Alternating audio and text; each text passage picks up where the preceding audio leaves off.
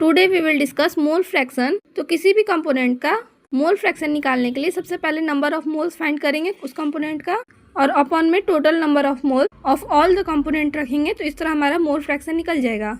इसको डिनोट करते हैं ग्रीक लेटर काई से, जो एक्स की तरह दिखता है। ना इसको एग्जाम्पल के थ्रू समझते हैं। लेट सपोज कि एक बाइनरी सॉल्यूशन जिसमें दो कंपोनेंट्स होगा ए and B.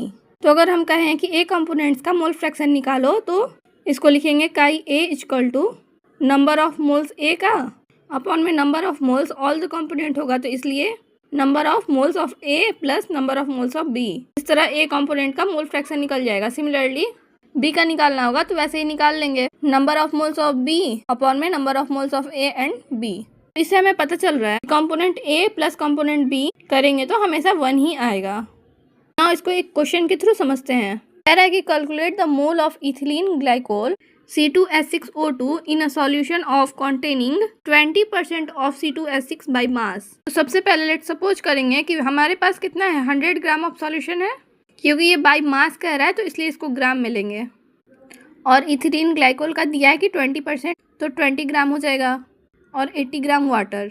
Now number of moles find करने के लिए हमें इथिलीन ग्लाइकोल का मोलर मास पता होना चाहिए। तो मोलर मास निकालने के लिए कार्बन का 12 × 2 प्लस हाइड्रोजन का 1 × 6 प्लस ऑक्सीजन का 16 × 2 करेंगे, कैलकुलेट करेंगे तो 62 ग्राम पर मोल आ जाएगा। उसी तरह वाटर का मोलर मास फाइंड कर लेंगे तो 18 ग्राम आएगा। नाउ नंबर ऑफ मोल्स होता है गिवन मास अपन में मोलर मास। तो इथिलीन ग्लाइकोल का दिया था 20, तो 20/62 हो जाएगा। इसको कैलकुलेट करेंगे तो 0.322 मोल आएगा। उसी तरह नंबर ऑफ मोल्स वाटर का फाइंड करेंगे तो 80 अपॉन में मोलर मास 18 है, तो इसको कैलकुलेट करेंगे तो 4.44 मोल आएगा। नाउ अब इजीली मोल फ्रैक्शन फाइंड कर सकते हैं। Mole fraction ethylene equal to number of moles of ethylene upon में number of moles of all component होता है। तो यहाँ पे इथिलीन ग्लाइकोल है प्लस में वाटर।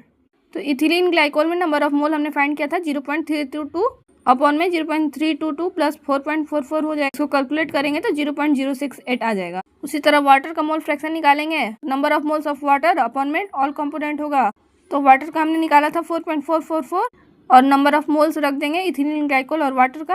इसको सॉल्व करेंगे तो आ जाएगा हमारा 0.932। ये बाइनरी सॉल्यूशन था। तो वाटर का नंबर ऑफ मोल्स फाइंड करने के लिए mole fraction of ethylene glycol को 1 से माइनस कर देंगे तो भी आ जाएगा हमारा 0.932। तो ये था मोल फ्रैक्शन का concept. In next video we will discuss about the molarity.